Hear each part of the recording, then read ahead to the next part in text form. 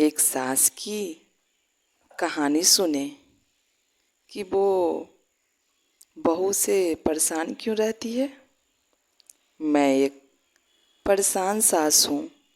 ज़्यादातर ऐसी धारणा बनी हुई है कि सास बहू को परेशान करती है, लेकिन मेरे घर में उल्टा है। मैं यह नहीं कहती कि कोई भी सास बहू को परेशान नहीं करती, पर कहीं कहीं बहू भी बहुत चालाकियाँ दिखाती है और सास का जीना मुश्किल करके रखती है। और ये कड़वा सच है जो समाज में दिन प्रतिदिन बढ़ते जा रहा है।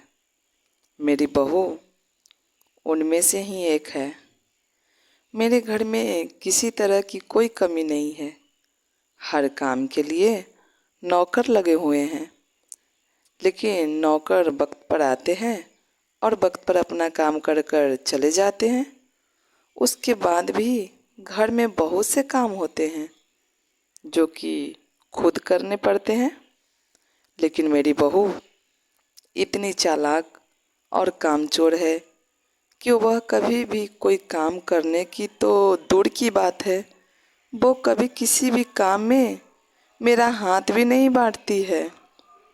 बस नाश्ता पानी करके अपने कमरे में चली जाती है और फिर सीधा दोपहर के खाना खाने के लिए बाहर निकलती है और फिर दोपहर का खाना खाकर अपने कमरे में चली जाती है और सीधा रात का खाना खाने अपने कमरे से बाहर निकलती है।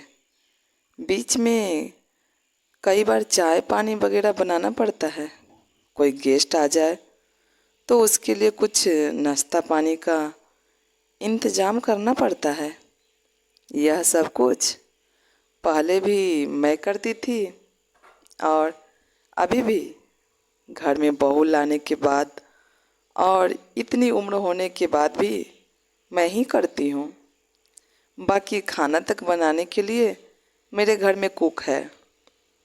हाँ, लेकिन मेरी बहू के मायके से अगर कोई आ जाए तो उसके पैर में अजीब सी फुर्ती आ जाती है और वह दौड़ दौड़ कर सारे काम करने लगती है कि कहीं कोई कमी ना रह जाए। मुझ में उसमें कोई दिक्कत नहीं है, करना भी चाहिए, मायके से रिश्ता ही ऐसा होता है।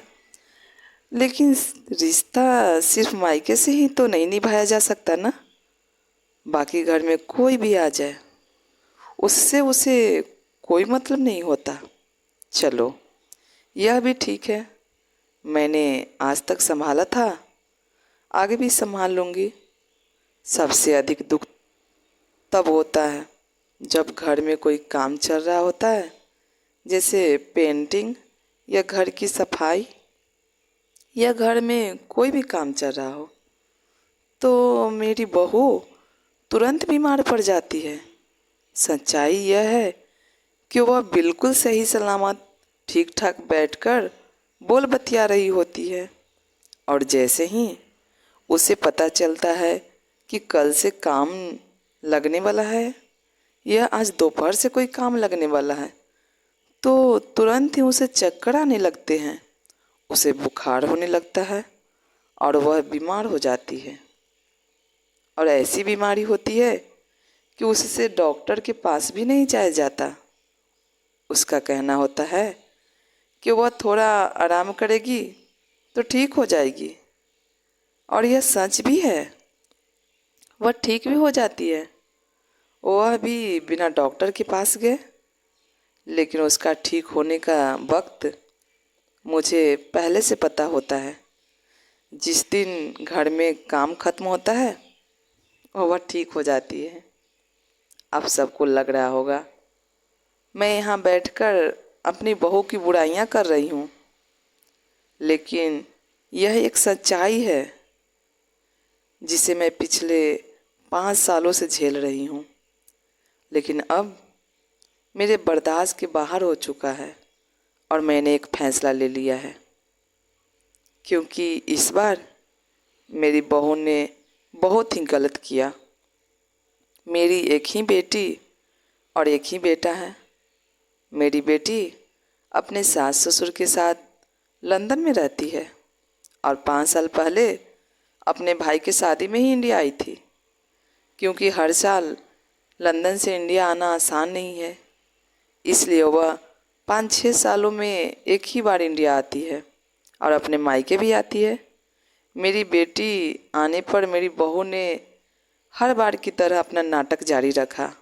उसे पता था कि अगले दिन उसकी इकलौती ननद इंडिया आने वाली है, तो वह बीमार पड़ गई। मुझे पता था ऐसा ही कुछ होने वाला है, इसलिए मैंने पहले से ही सारे इंतजाम कर रखे थे ताकि मेरी बेटी को कोई परेशानी न हो।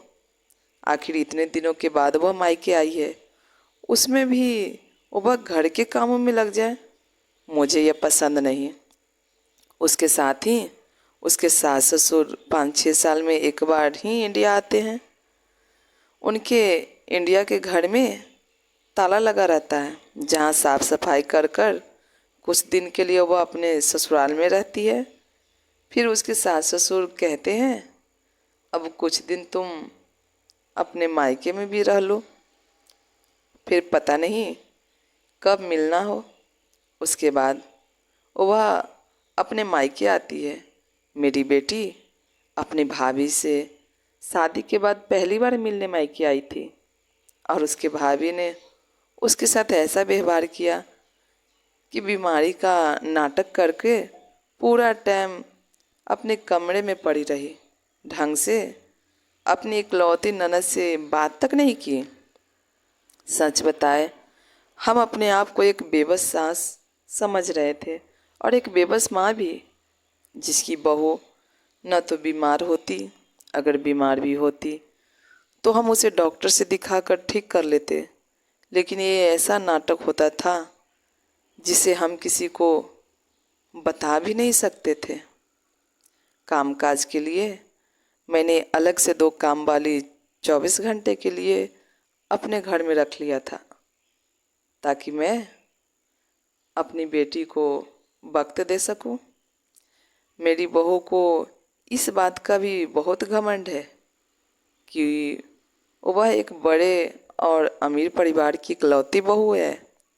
मेरी बहू को इस बात का अंदाज़ा नहीं था कि मेरी बेटी भी अपने ससुराल की इकलौती बहू है और इस घर की इकलौती बेटी, और उसका पति भी लंदन में अपना बिजनेस करता है, तो उसे किसी बात की कोई कमी नहीं है।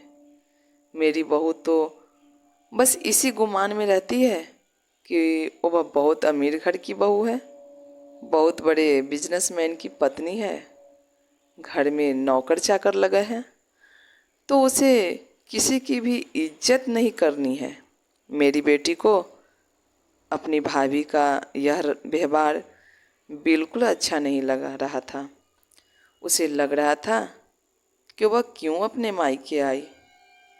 मैंने बोला, तू अपने मम्मी पापा के घर आई है जो तुझसे मिलकर खुश होते हैं, उनके साथ खुश रह, बाकियों के बारे में क्या सोचना।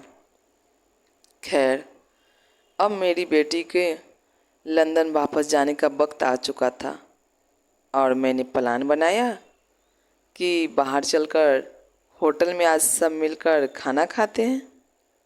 मेरी बहू बहुत जल्दी तैयार होकर आने लगी, तो मैंने कहा, अरे बेटा, तेरी तबीयत कहाँ ठीक है? बाहर जाएगी तो और कमजोरी आ जाएगी। तू ऐसा कर, घर में आराम कर, मैंने काम वाली से बोल दिया है, तेरे लिए खिचड़ी बना देगी। लेकिन मेरी बहू को पता था कि कल उसकी ननद चली जाएगी, तो अब उसके ठीक होने का समय आ चुका था और अब वह ठीक हो गई थी। उसने बोला, अरे मम्मी जी, अब तो मैं पूरी तरह से ठीक हूँ। दीदी तो कल चली जाएगी, कम से कम एक दिन तो उनके साथ बिता लूँ। मैं अपनी बहू की चालाकियाँ से बहुत अच्छे से वाकिफ़ हूँ, लेकिन मैं क्या करती, अगर कुछ बोलती तो मैं बुरी सास बन जाती और सारा इल्ज़ाम मेरी बेटी के ऊपर ही आ जाता।